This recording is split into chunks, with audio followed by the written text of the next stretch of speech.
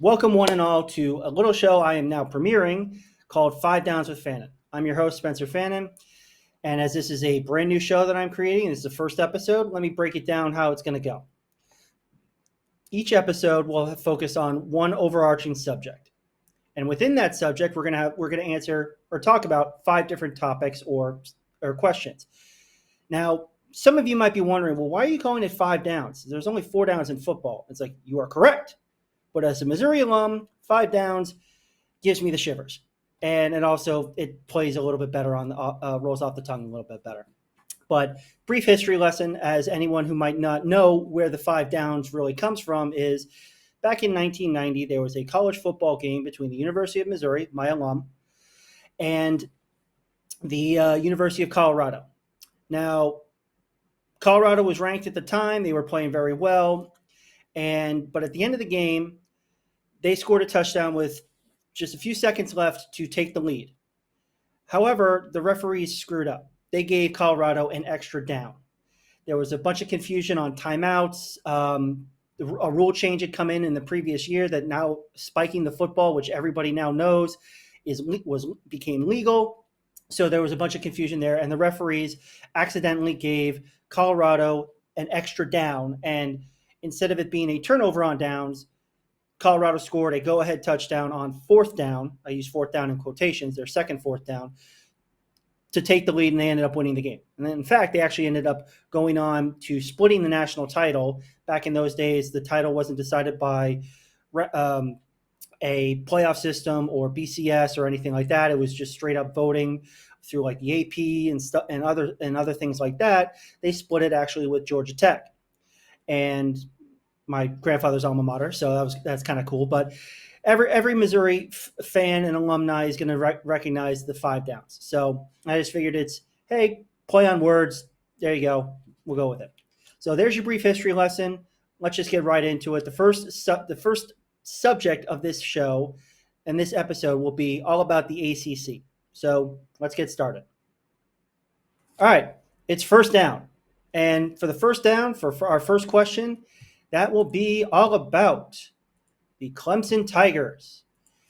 And main one is, as you can read below me, will Clemson get back to the top of the national mountain? They, back at the end of not at the end of the BCS, but at the start of the college football playoff system, pretty much everyone could tell what teams were going to be in the college football playoff. It was going to be Ohio State, it was going to be Clemson, it was going to be Alabama, it was going to be Oregon or Georgia, somebody like that. Clemson obviously won national title. They got to a couple of them and stuff, but they've had a couple down years, I guess you would say, from theirs. They did go 10-4 this year. They won the ACC. They did get to the college football playoff, obviously with their automatic bid from winning the ACC over SMU, but they lost to Texas in the first round.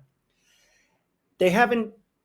Before that, they'd struggled, at least to their thing. They went 15-0 a couple years ago, but they hadn't really had the true success that they saw under Trevor Lawrence and the other quarterbacks that they had. Gosh, why? I mean, I guess it's a good thing that I'm blanking on his name. Deshaun Watson. There you go. It's like and such. But those type of quarterbacks they had. Now, this year, coming into this year, it looks like they've got another one of those type of quarterbacks.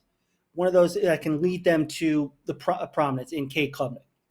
He's going to be a senior this year, third year in the system, as the main starter, I should say. And last year he threw for nearly 3,700 yards.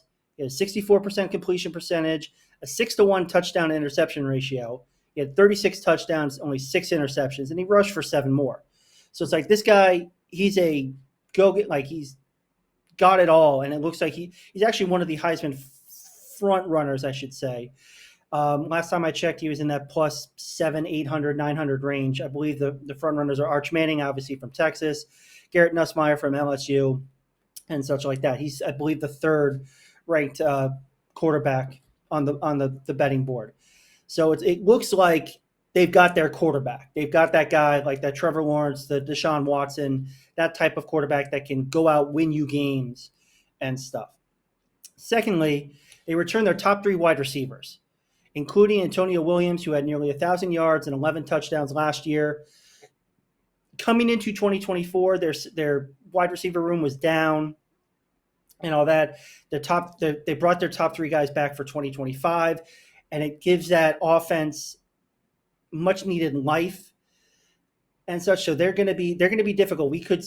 They could be another high scoring offense that we used to see under with Trevor Lawrence and with Deshaun Watson at the helms. They also returned three starters on the defensive line. Now, Clemson has historically always had very good defensive lines, edge rushers, three techniques, all those guys in the interior of the offensive line. They returned three of those starters this year, so their defense looks like it's going to be solid.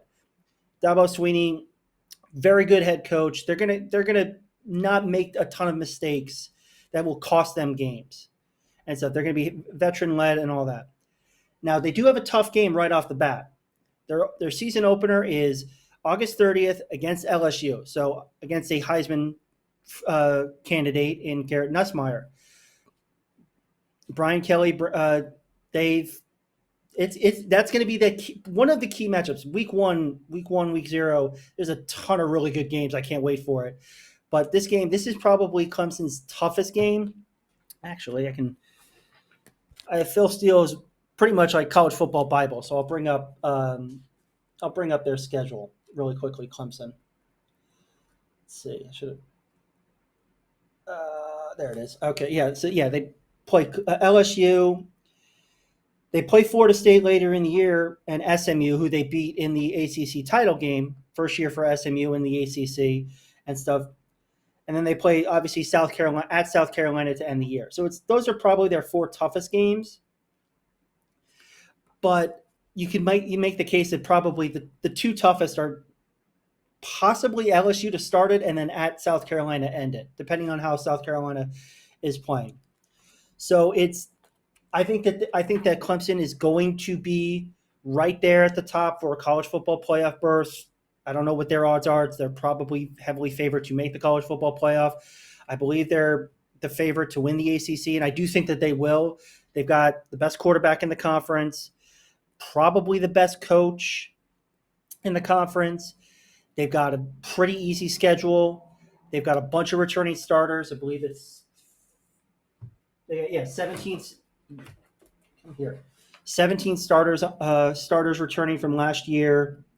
So Clemson is going to be a very good team this year. And to be honest, I would think about putting some money on Cade Klubnik to win the Heisman. I think if he has a good year and Clemson's going to get a lot of hype, he's going to have a very good shot. So you might want to jump on that really quick. I actually put a little bit of money on it. I believe he's at plus 900 when I got him. So you might have to hurry up and get that. I don't know if the odds are still there, but he looks like a guy who's going to be in that line of next great Clemson quarterbacks. So we shall see, but that was first down. Time for second down. Second down, we're talking about the Miami Hurricanes and their new transfer quarterback, Carson Beck. Cam Ward last year came in and lit the world on fire.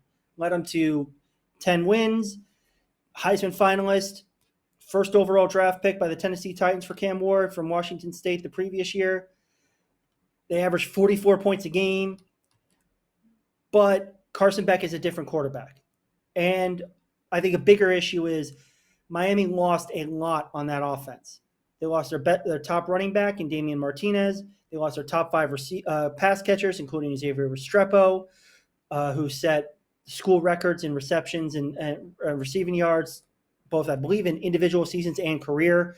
So it's like he was a Swiss Army knife. It's like every time you watch those guys, it's like if they needed a play, it was either Restrepo or it was their tight end last year, Elijah Arroyo, who was really good for them, big body target and stuff. And those guys are gone. So it's like Carson Beck is going to have to make do with some new guys. Now they bring in C.J. Daniels from LSU. Didn't play a ton at LSU, but is very talented. Was very, very good with Liberty 2 years ago. So he's probably going to be the number 1 target and stuff. But I just don't. Carson Beck had a solid year with Georgia last year before he transferred. He was 3,500 yards, 65% completion percentage, 28 touchdowns, 12 picks. Very solid. Downgrade from 2023. And you might see a bit of a jump maybe this year because it's probably that offense is going to be much more fast paced, run and gun type stuff compared to what Georgia is. But I don't know if Beck has the same abilities that Cam Ward did. I don't know if he's got the same type of arm angle throw, improvisation, stuff like that, plus the weapons loss that the Hurricanes are going to go through. So that's going to be it's going to be difficult. I mean, now, luckily enough, Miami doesn't play Clemson in the regular season. They do play Notre Dame to start it. Now, that's a non-con game, but it's going to be a very difficult start. We're going to learn a lot. I mean, can Miami's defense stop Notre Dame's offense? Who knows? I mean, Miami's defense was not very good last year. They gave up a lot of points in some big games. So that's going to be the question. And obviously, the more points you score or give up, I should say, you're forcing your offense to score more. So you might see Carson Beck put up numbers, but it's like, is that going to lead to wins? Who knows? Miami's toughest games this year are probably at Florida State and at SMU. SMU joined the conference last year, got to the ACC title game, lost to Clemson. They beat.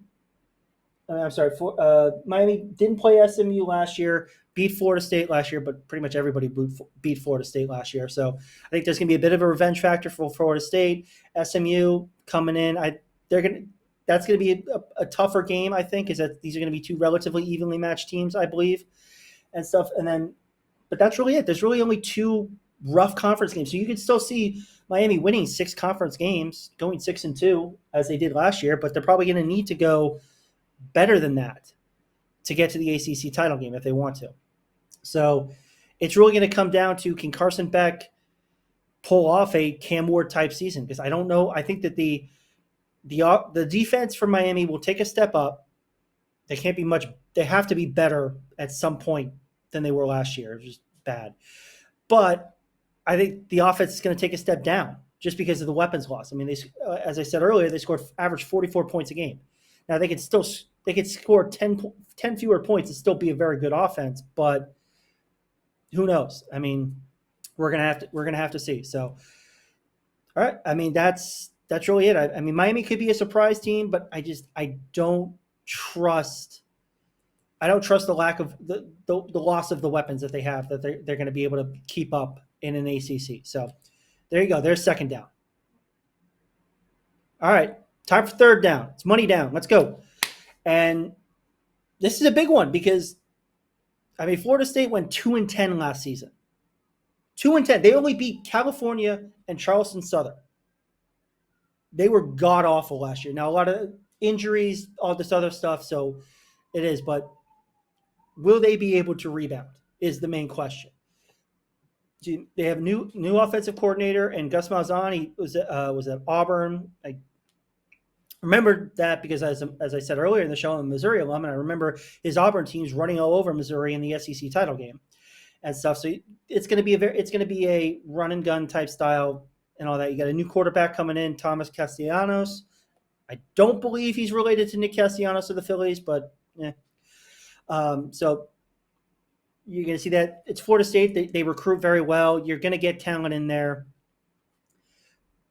and again, it's. Anything is better than last year. They're going to have some improvement because this is Florida State. They're not going to have back-to-back like terrible seasons. Now, right off the bat, they've got a really tough game. They play Alabama week 1. So that's going to be interesting. Now, again, I don't know if Malzahn's going to has experience playing Alabama, but we shall see. There now, Alabama's also going through a new quarterback and all that, but still, it's Alabama. But then again, we also did say, I mean, this is Florida State. We were probably saying that back at the start of 2024. So we're going to have to see there. It's going to be, it's rough. I mean, now I think actually, I mean, you're looking at it again, I might have shown this up, but I got the Phil Steele College Football Bible, great resource and all that. So get it if you can. Barnes & Noble and his website and stuff. Obviously they got Alabama to start it with Florida State going through their schedule. They play Miami at home, so that's going to be a revenge game. They got smoked by Miami last year, 36-14. They do play at Clemson, so that's going to be a really tough game. Now, they might end up playing again in the ACC title game. Who knows? But that's Miami and Clemson are probably their two toughest conference games, and then they also play at Florida to end the season, regular rivalry game. So there you go. So they don't have the most difficult. They got two very tough non-con games and two very tough conference games. So I mean, again, they 2-10, 1-7 in conference last year. They returned 16 starters and such. I do think that they're going to be better. Question is how much. I could see them. I mean, they might end up going 6-2, but 8-4 overall. 6-2 in conference, and then 8-4 overall. Probably closer to 9-3 because I think they could beat Florida, depending on how everybody's doing at the end of the year. I just, it's going to be, it will be interesting. So it's Florida State. It's like I just don't think that they're going to falter, be terrible again a second straight year. They've got to have some improvement. Again, injuries and all this other stuff that happened last year. I think that was almost a palate cleanser type year, and then they're going to be much better this year. And they could be one of those sneaky teams. And I don't know if they're going to. They're probably not going to do the college football playoff, but they maybe are talking about an ACC title berth at the end of the year, depending on how everything drops and stuff like that. And maybe they shock the world and beat a Clemson in the ACC title game. But I think there will be a marketed improvement. I think that they will win eight plus games this year, easy, and stuff. So certainly a rebound, maybe still a downgrade, disappointment from historically what they should be, but after last year, after going 2-10, I think most fans in Tallahassee will be very happy with 8 wins. So there's third down. Topic everybody probably wants to talk about. Will the Bill Belichick experiment work at UNC? Look, Belichick, one of the greatest football coaches of all time. No question about that. I mean, his story with the New England Patriots and all that stuff, everyone knows it. But college is a totally different animal and stuff. And UNC is a solid program. Obviously, they were very good. They were good with Drake May a couple years ago and stuff. But they don't have that. They don't have that guy this year. Last year they went 6-7 and only returned 12 of their 22 starters. So it's going to be tough. And now, can the coaching help that? Of course. And Bill Belichick, he's going to make sure they're coached up well. So you've got that. But it's North Carolina. They're a basketball school. I hate to say it, they are. They are a basketball school. But so I don't know. I mean, everybody's like, I know they were a trendy pick to win a bunch of games and stuff like that, but I don't see it. They've got pretty easy of a schedule. They play Clemson and stuff. That's at home, so that helps, but it's still Clemson. But they don't play Miami, SMU, Florida State, or Georgia Tech. So arguably the other, and actually they don't even play Louisville either. So it's like they missed probably like the 5 of the other 6 top ACC schools and stuff. So it's like they got actually a pretty easy schedule. They play TCU to start it, which is probably their toughest non-con game. But yeah, they've got an easy schedule. So yeah, actually kind of looking at it, maybe they do surprise a little bit, but it's a brand new experiment. I do think that they will be better coached. They will be in games. They certainly will be, but it's the talent I don't know if just going to be there for North Carolina. I think this is almost a proving year for the Bill Belichick experiment. If he has a reasonably successful year, and which looking at the schedule, I think that they can they'll get to a bowl game. I could see them winning probably 8 games. Looking at the schedule, they play TCU, at Charlotte, Richmond, at UCF, Clemson, at California. It's so weird saying California is a conference game for an ACC school. It's just so dumb and stuff. Then Virginia, at Syracuse, Stanford. Again, why? That's a conference game. Is their homecoming game. Holy crap. At Wake Forest, Duke, and then NC State. So they play their 3 big in-state rivals the last 3 weeks of the year. 2 of them are on the road. So that's going to be an interesting one and stuff. But I don't know if the talent is going to be enough. They don't have Drake May as a quarterback. So obviously that's a bit of a down year. got some guys, but it's like it's still North Carolina. Can the coaching excellence of Bill Belichick be enough to take the lesser talent and have them overachieve? Because I do think if they win, I mean, I said earlier they could win eight or so games. If they do, then you're going to start to see, I think, more players coming in, and you could start to see that thing ball rolling. But this is obviously it's the key year. It's his first year, and again, I don't know how long Bill is going to be there. To be honest, I think he only might be there maybe 4 or 5 years and stuff. So, do they get off to a fast start? I could see them. Yeah, maybe they're 4-0 going into Clemson. Their week 6 game against Clemson, but we shall see. And I think it's gonna I think it's gonna be a relative hit this year for Bill Belichick. They'll win 8 or so games, be a successful season, but I don't know. The question is, I just don't know how long he's going to stay there and stuff because again, college football is totally different than the NFL. It is. I mean, obviously, it might be better because it's like you've got kids and they're going to probably listen to you more than professional players.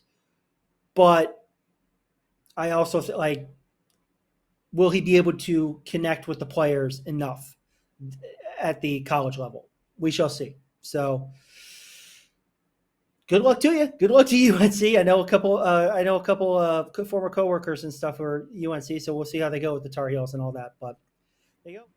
All right, fifth down time. Let's go. As you can tell, we're talking about the ACC title game and if there's going to be a surprise participant this year. I mean, last year, I don't think anybody really expected SMU. They were transferring in from the AAC conference, and they ran the table in the regular season. They went undefeated in the regular season conference play, ended up losing to Clemson in the ACC title game, and then lost to Penn State in the first round of the playoff. So will we see that again? I mean, SMU, they could be a team that does jump in. They're only returning 12 of their starters from last year, so that might be different. And I do think that they're going to be facing a bit tougher of a schedule. They got to go at Clemson, they play Miami, they play Louisville, so that's 3 tougher games and stuff. Their non-con is pretty easy. I mean, Baylor and at TCU, so there you go. But I don't. Yeah, I mean, will it be enough? I think it's more. I think SMU. I mean, SMU beat Florida State handily. I think Florida State's going to be better. And that's really it. They didn't play any of the other really big dogs. I mean, Louisville. They beat Louisville, who could be a surprise team, but it's like those were really it. And then they played Clemson at the end, so they got the benefit of a terrible Florida State team and then a weaker schedule in the ACC. So this year, not much harder. They play at Clemson and Louisville. That's it. They don't play Florida State. They don't play Miami. So they might have it. They might have a good shot. So we'll see. Another one I could see is Georgia Tech. They return Haynes King, who, yeah, I mean, maybe is not the most gifted of quarterbacks passers, but it's like tough as nails. I mean, if anybody who watched that game that Georgia Tech played against Georgia at the end of the regular season last year, I mean, holy crap! I mean, to be honest, I kind of think Georgia Tech should have won that game and stuff like that. I mean, they returned 17 starters from last year, including the quarterback. So I think that they're going to have a better year. Now they play their schedule lines up really well. They play Clemson, yes, at home, but they do not play Miami. They don't play Syracuse. They play Syracuse. They don't play Florida State. They don't play SMU. So it's like they could. I mean, they're non. Yeah, they play Georgia in the non-con. They play at Colorado in the non-con, but that's really it and stuff. So it's like that could be. Yeah, I mean, they had Syracuse at home on homecoming, so that's going to be a good game. But it's like that leans toward Georgia Tech. So they might be that team that kind of sneaks up, at least depending on how Miami and I would say the top three contenders for the ACC are Clemson, Miami, and Florida State, with SMU right there, and then it's probably Georgia Tech is 5th and Louisville 6th. But it's like